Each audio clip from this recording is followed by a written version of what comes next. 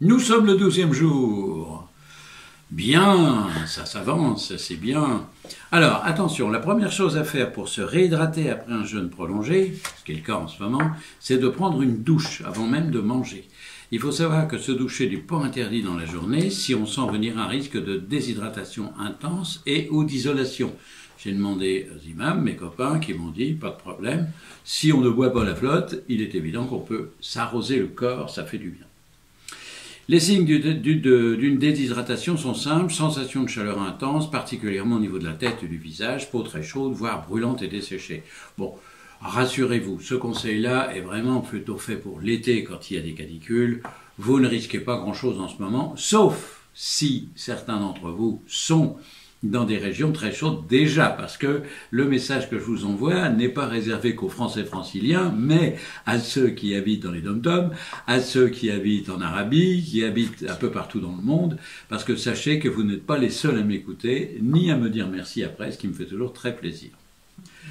On peut prévenir la catastrophe en évaluant les sécheresses du corps, en pinçant la peau du bras entre le pouce et l'index. Alors je vais vous montrer, c'est facile. Vous faites ce geste-là, voilà, je ne suis pas déshydraté. Parce que ma peau se remet immédiatement. Et pourtant, j'ai 80 ans. Et à mon âge, très souvent, et c'est important à savoir, si une personne âgée vous donne l'impression qu'elle est déshydratée, eh bien, n'hésitez pas à faire ce petit geste. Alors, on pince pas fort, hein. Non, mais c'est juste un geste, disons, très doux et très gentil.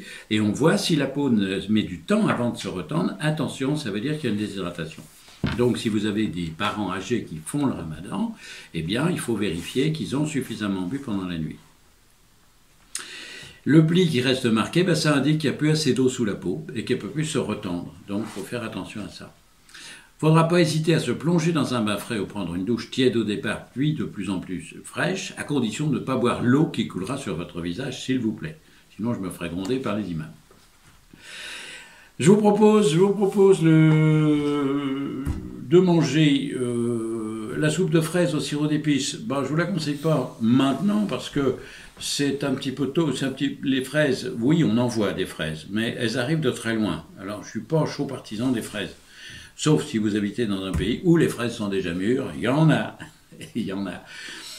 Sinon, vous pouvez remplacer la soupe de fraises au sirop par une petite soupe de fruits variés, des oranges, des citrons, on trouve encore des pommes par moment. On peut aussi bien sûr prendre des fruits congelés, les décongeler et les manger en soupe, c'est très agréable.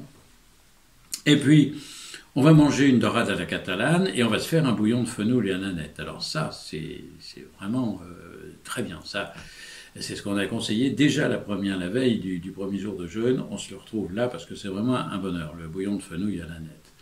Une boisson chaude ou froide, sans lait, sans sucre, sans édulcorant, comme d'habitude. Le matin, avant la prise du jeûne, alors ça, je vais vous donner la recette parce que là, c'est une de mes recettes préférées, le jarret de veau et sa soupe de haricots blancs. Alors, je peux vous dire que ça, c'est sacrément bon.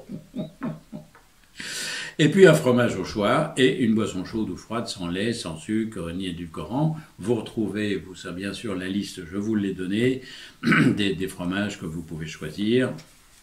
Le tout, c'est de vous faire plaisir. Je conclurai en vous disant à demain pour de nouvelles aventures.